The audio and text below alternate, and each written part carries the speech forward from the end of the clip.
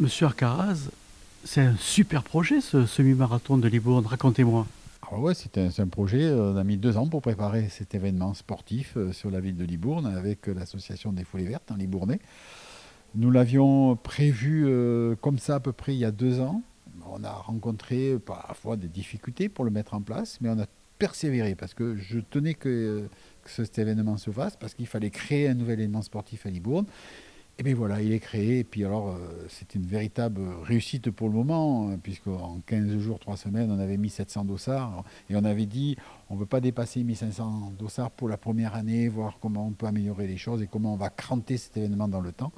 Et là, ça s'est super bien organisé. Alors bien sûr, le premier mettra 1h05 et le dernier mettra 3 heures. C'est ce qu'est la vie d'un semi-marathon qui sera familial, qui sera convivial, où on se retrouvera sur les quais avec un DJ, avec un commentateur national qui a l'habitude d'être là sur les grandes épreuves sportives. Et puis c'est une rencontre avec la ville, c'est une rencontre avec notre territoire. On va traverser tous les grands monuments de la ville. On passe dans plein centre-ville, dans la rue Gambetta, sur la place Abbé Chauchan, sur les allées à Condat, à l'hôpital. Vous voyez, ça va être un moment, je pense, fantastique pour notre ville.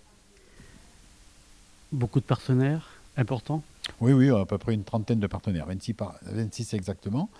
Je pense que les partenaires ont compris que c'était un événement important qui se jouait sur notre ville et qu'on souscrit dès la première année. Alors, bien sûr qu'on regardera ce qui a été, ce qui n'a pas été, et comment on peut l'améliorer, et comment on peut faire en sorte que ça devienne un grand événement national, comme je souhaite chaque fois qu'il y ait une épreuve sportive sur la ville de Libourne.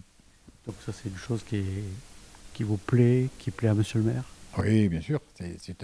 C'est un ensemble avec monsieur le maire et le conseil municipal où on veut faire en sorte que notre ville soit aujourd'hui reconnue. Et quand on intervient au niveau national, comme je le fais auprès de l'Andes, notre ville est aujourd'hui connue, mais elle est aussi reconnue et donc elle est entendue. Et ce qui est important par rapport au ministère, par rapport à la ministre que je rencontre souvent, c'est de pouvoir être entendu. Et quand on est une ville moyenne de 25 000 habitants, qu'on organise de telles manifestations, eh bien, on s'aperçoit qu'on est mieux écouté. Alors par rapport aux concurrents, on a presque une parité, hommes-femmes. Oui, pratiquement. Déjà, la ville de Libourne est au-delà de la moyenne nationale, qui est de 32%. Nous, on a 37%.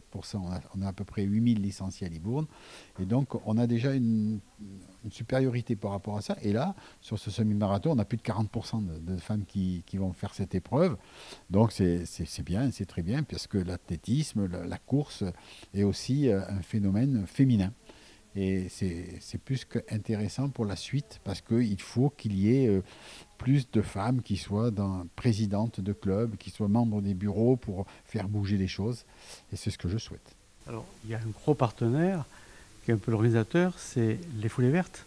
Oui, oui, oui, les Foulées Vertes, c'est l'essence même de cette organisation et de cette journée. Nous, avec François, on se connaît, donc on a voulu mettre ça en place avec les services de l'État, la sous-préfecture, la gendarmerie qui sera très présente parce qu'il faut assurer toute la course. Hein. Il y a 370 bénévoles, ça veut dire qu'il y a un bénévole tous les 200 mètres sur 21 km. Vous voyez, ça fait beaucoup de monde.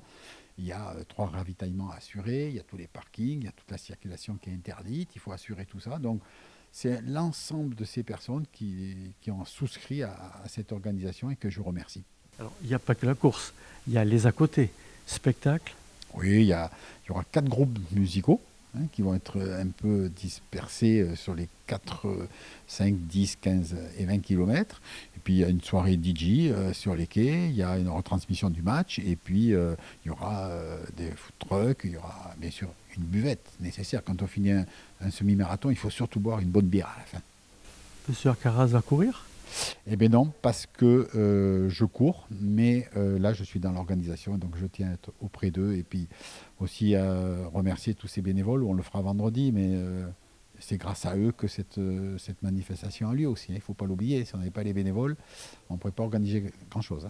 Pourquoi avoir choisi 20 heures le départ? On a choisi 20 heures pour bouleverser beaucoup moins les Libournais.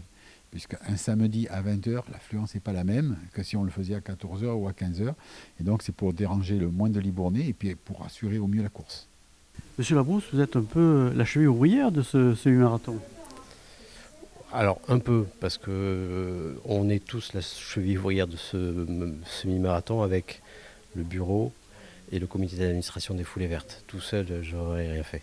hein. Alors comment ça s'est passé concrètement parce que ça fait plusieurs années que vous vouliez le faire. Là maintenant, ça y est, c'est fait.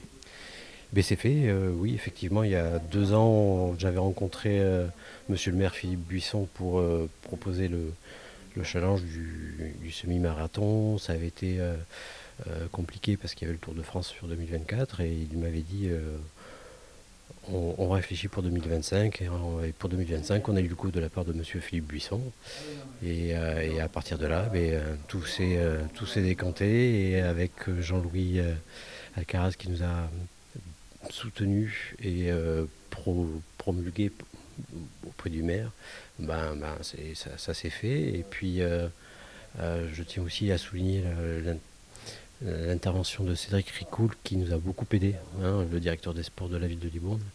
Il nous a aidé dans le planning, dans le rétro-planning, dans la structure des avancées du projet et ça a été super important.